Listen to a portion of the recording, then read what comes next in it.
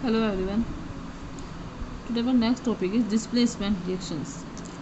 It is a type of reaction where one element takes the place of another element in its compound.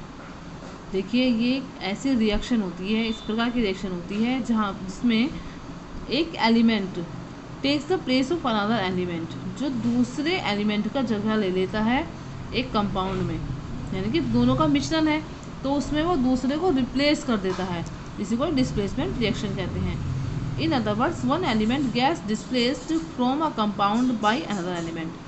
मतलब हम दूसरे शब्दों में ये कह सकते हैं कि एक एलिमेंट डिस्प्लेस हो जाता है, हट जाता है, अलग चला जाता है एक कंपाउंड में से। जैसे दो एलिमेंट का मिक्सचर है, दो कंपाउंड का है, उनमें से एक एलिमेंट डिस्प्लेस हो जाता है किसमें से, दूसरे एलिमेंट के द्वारा। A more active elements will displace a lesser active element from इस कंपाउंड। एक जो मोर एक्टिव एलिमेंट होता है वो डिस्प्लेस कर देता है किसको, लेसर एक्टिव एलिमेंट फ्रॉम इस कंपाउंड। कंपाउंड में से लेसर एक्टिव एलिमेंट को डिस्प्लेस कर देता है।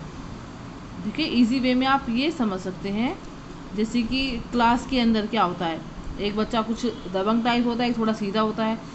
तो क्या करते हैं, जो दबंग टाइप होता है वो सीधे बच्चे के साथ इस तरह का बिहेव करता है कि उसको डिस्प्लेस करने की कोशिश करता है ना, कि जो ज़्यादा मजबूत होता है वो कमज़ोर पर ही होता है। ऐसे इसमें होता है, ऐसे इसमें जो एक्टिव एलिमेंट होता है, जो मोर एक्टिव होता है, वो लेसर को डिस्प्लेस कर देता है। x plus y z, equation क्या निकलेगी, y plus x z. Here x is more active than y। x क्या है, x है मोर एक्टिव किससे, y से। सो element x displace element y from इस कंपाउंड। अब क्या करेगा, x y को डिस्प्लेस कर देगा, y को यहाँ पर अलग कर दिया ना, और x z के साथ जुड़ गया फ्रॉम इस compound. Displacement reaction help in determining the position of metal in the activity series. देखिए डिस्प्लेसमेंट रिएक्शन से ये भी हेल्प हो जाती है, हमको इस बात का भी पता चल जाता है कि मेटल की पोजीशन क्या है, एक्टिविटी सीरीज में मेटल की पोजीशन क्या है उसके बारे में भी पता चल जाता है। A series that list metal in the decreasing order of their reactivity is called reactivity series. देखिए रिएक्टिविटी सीरीज में क्या होता है कि मेटल की एक लिस्ट होती है जिसमें वो डिक्रीजिंग ऑर्डर में लिखे रहते हैं, ठीक है, डिक्रीजिंग ऑर्डर में लिखे रहते हैं, यानी कि सबसे ज़्यादा, उसके बाद उससे कम, उससे कम, उससे कम, उससे कम, इस तरह से। तो रिएक्टिव सीरीज के अंदर या उसको एक्टिविटी सीरीज भी बोला जाता है। उससे पता चलता है कि कौन सी चीज़ कितनी एक्टिव है, ठीक है, या किसका कौन सा मोर एक्टिव है, उससे ये पता चल जाता है। तो ये डिक्रीजिंग ऑर्डर में लिखा रहता है। Metals which are higher up in the activity series displace those metals which are placed below them. अब देखिए मेटल जो हायर प्लेस पे होगा, जो सबसे ऊपर होगा, वो अपने से नीचे वालों को डिस्प्लेस करता चला जाएगा। इसका मतलब क्या हुआ कि सबसे जो स्ट्रॉन्ग है वो सबसे ऊपर, उसके बाद फिर उससे कम, उससे कम, उससे कम, इस तरह से ये एक्टिविटी सीरीज तैयार होती है। The reactivity series of some of commonly used metal is given below. देखिए रिएक्टिविटी सीरीज यहाँ पर कुछ बताया गया इसके बारे में कि कौन कौन से मेटल कैसे कैसे यूज़ हो रहे हैं। पोटेशियम यहाँ पर देखिए सबसे ज़्यादा है, उससे कम सोडियम, सोडियम से कम कैल्शियम, कैल्शियम से कम मैग्नीशियम, मैग्नीशियम से कम आपका एल्यूमिनियम, एल्यूमिनियम से कम जिंक, जिंक से कम आयरन, आयरन से कम लेड, लेड से कम कॉपर, कॉपर से कम सिल्वर और सिल्वर से कम gold. You can remember the above reactivity series by the following mnemonic trees, sand cats, monkeys and zebras in lovely cages securely guarded. अब देखिए आपको इस रिएक्टिविटी जो सीरीज़ है इसको याद करने के लिए क्या करना है, जैसे एक वो बना देते हैं ना कि कोई भी एक टॉपिक या इस तरह का एक सेंटेंस बना लेते हैं। तो याद रखना, पी से क्या है, पोटेशियम, एस से सोडियम, सी से कैल्शियम, एम से मैग्नीशियम, ए से एल्यूमिनियम, जेड से जिंक, आई से आयरन, एल से लेड, सी से कॉपर, एस से सिल्वर और जी से गोल्ड। तो याद रखना, please send cats, monkeys and zebras in lovely KG securely guarded, ठीक है। ये एक निमोनिक है, इससे आप इसको रिएक्टिविटी सीरीज को याद कर सकते हो कि सबसे ऊपर कौन से मेटल को रखा गया है और सबसे नीचे कौन से मेटल को रखा गया है। A metal will only react with the salt solution if it is placed higher in the activity series than the metal in the salt।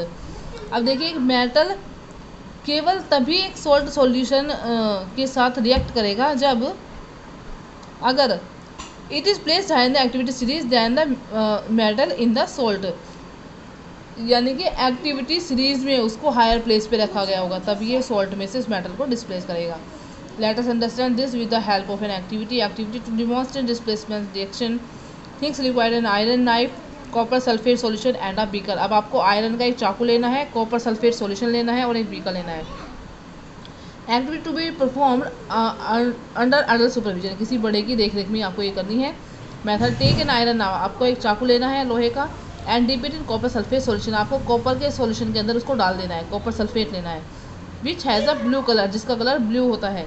Leave it like this for some time, कुछ time के लिए उसको उसमें छोड़ दो।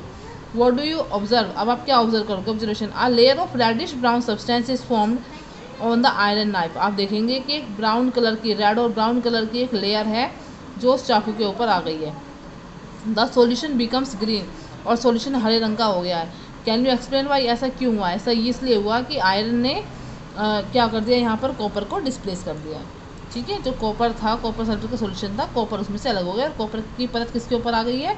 Copper की layer आपके iron के नाइफ के ऊपर आ गई है। ठीक है, आयरन ज़्यादा रिएक्टिव होता है, इसलिए आयरन का कॉपर सल्फेट में रिएक्शन हुआ और आयरन ने डिस्प्लेस कर दिया किसको? कॉपर को डिस्प्लेस कर दिया। कॉपर लेस रिएक्टिव है किसके अकॉर्डिंग? आयरन के अकॉर्डिंग। ठीक है, iron being more reactive than copper, iron ज़्यादा रिएक्टिव है किससे? कॉपर से। Displaces it from the copper sulphate solution, जिससे उन्होंने उसको डिस्प्लेस कर दिया किससे? कॉपर सल्फेट के सॉल्यूशन से।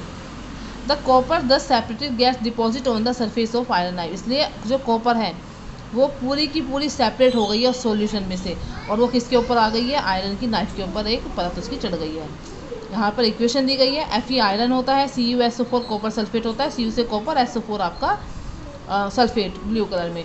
अब ये क्या बन गया आपका? FeSO4 आयरन सल्फेट जो ग्रीन कलर का इसमें बन गया है, और इसने किसको अलग कर दिया? कॉपर को इसने अलग कर दिया, कॉपर रेडिश ब्राउन कलर जो आ गया है। When small clean pieces of magnesium are added into dilute sulphuric acid, अगर आप छोटे छोटे मैग्नीशियम के कुछ टुकड़े के साफ जो पीस होते हैं एकदम साफ़ सुथरा मैग्नीशियम, आप उसको एडिट कर देते हो किसमें? डाइल्यूट सल्फ्यूरिक एसिड में। Magnesium sulphate and hydrogen are formed, ये magnesium displace hydrogen from sulphuric acid. अब यहाँ पर क्या करेगा कि जो मैग्नीशियम है, acid magnesium sulphate and hydrogen are formed, तो उसमें से क्या होगा? मैग्नीशियम सल्फेट और आपका हाइड्रोजन, ये दोनों फॉर्म हो जाएंगे। और हियर मैग्नीशियम डिस्प्लेस, यहाँ पर किसने किसको डिस्प्लेस किया? मैग्नीशियम ने डिस्प्लेस कर दिया किसको? हाइड्रोजन को। किसमें से? सल्फ्यूरिक एसिड में से। अब देखिए Mg magnesium, H2SO4 sulphuric acid, इससे क्या बन गया आपका? Mg magnesium sulphate, MgSO4। ठीक है, क्या बनेगा? MgSO4 बनेगा और H2 गैस इसमें से रिलीज होगी। तो magnesium sulphuric acid, magnesium sulphate और hydrogen. Let us perform one more activity to understand the concept of displacement nature. आगे भी हम एक एक्टिविटी के और कुछ एक्टिविटी पढ़ेंगे जिससे हमको डिस्प्लेसमेंट पूरी तरह से समझ में आ जाएगा कि डिस्प्लेसमेंट आखिर में होता क्या है। यहाँ पे एक्टिविटी है टू डिमॉन्स्ट्रेट डिस्प्लेसमेंट रिएक्शन। अब इसको समझने के लिए आपको 5 बीकर लेने हैं, 1 2 3 4 5। ठीक है, ABCD E करके 5 बीकर्स आयरन की कील लेनी है, एल्यूमिनियम स्ट्रिप लेनी है, कॉपर टर्निंग्स लेने हैं, जिंक ग्रेनुल्स लेना है, लेड लेना है, मैग्नीशियम लेना है, कॉपर सल्फेट सोल्यूशन लेना है, जिंक सल्फेट सोल्यूशन लेना है, आयरन सल्फेट सोल्यूशन लेना है, सिल्वर नाइट्रेट सोल्यूशन और magnesium sulphate solution and test tube लेनी है। 5 ही सॉल्यूशन लेने हैं और 5 तरह के आपको आयरन मेटल की स्ट्रिप्स लेनी है और 5 बीकर लेने हैं। अब आपको क्या करना है? आपको 100 ml बीकर से लेबल, आपको यहाँ पर लेबल लगा देना है ABCD करके। Put solution of copper sulphate, zinc sulphate, जितने भी आपने ये सॉल्यूशन थे आपके, एक एक करके सारे बीकर्स में भर दो। ठीक है, 5 सॉल्यूशन लिए थे, 5 को एक एक में अलग अलग आपको करना है। उसके बाद put a piece of zinc in each test tube, अब आपको एक एक पीस जिंक का सारे टेस्ट ट्यूब में डालना है। Record you observe any colour change और गैस प्रोडक्शन। अब आपको देखना है कि जिंक का आपको टुकड़ा डालना है। Zinc will displace most of the element except magnesium. देखिए जिंक सारे ही एलिमेंट्स को डिस्प्लेस कर देगा, किसको छोड़ करके? मैग्नीशियम सल्फेट में मैग्नीशियम को छोड़ करके। It displaces copper to form zinc from the sample solution. For example when zinc metal is added into the copper sulphate solution, जब जिंक को कॉपर में डाला जाएगा, कॉपर के सॉल्यूशन में डाला जाएगा, it displaces copper to form zinc sulphate, और ये क्या कर देगा, ये कॉपर को डिस्प्लेस कर देगा, ठीक है, और क्या बनाएगा, जिंक सल्फेट सोल्यूशन बना देगा। कॉपर सल्फेट से कौन सा सोल्यूशन बन गया, जिंक सल्फेट का सोल्यूशन बन गया, ठीक है। The blue colour of copper sulphate disappear and copper is deposit at the bottom of the test tube, this shows the following equation. अब blue colour of copper sulphate का जो नीला रंग था वो डिसअपियर यानी कि गायब हो जाएगा, वो नीला कलर नहीं रहेगा, ये कॉपर सल्फेट सोल्यूशन नीले कलर का है। अब ये कलर उड़ गया। And copper is deposit at the bottom, और कॉपर कहाँ पर जम जाएगा, कॉपर इसकी तली में नीचे की तरफ इकट्ठा हो जाएगा of the test tube. This is shown in the following equation, जिस इक्वेशन में यहाँ पर बताया गया, Zn जिंक CuSO4 आपका कॉपर सल्फेट, कॉपर सल्फेट से क्या बना, ZnSO4 यानी कि जिंक सल्फेट सोल्यूशन बन गया है और कॉपर आपका अलग हो गया है। On the other hand when copper turning are added into the zinc sulphate solution nothing happens.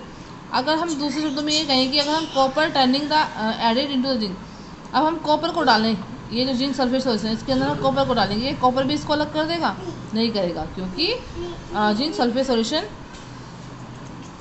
This shows zinc is more reactive than copper, इसका मतलब इसको ये नहीं अलग कर पाएगा, इसका मतलब ये है कि जिंक ज़्यादा रिएक्टिव है कॉपर से।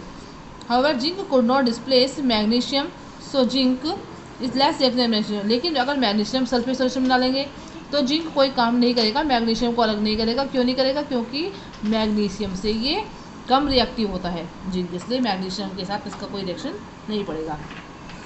Repeat the activity with other matter sample and record the observation, some of the other reactions are given below. यहाँ पर आपको ये एक्टिविटी समझ में आना चाहिए। मैग्नीशियम प्लस USO4 MgSO4 और आपका Cu, कॉपर अलग हो गया इसमें से, जिंक और आपका फेरस सल्फेट आपने लिया तो ZnSO4 और इसमें से आयरन अलग हो गया क्योंकि आयरन से ज़्यादा है।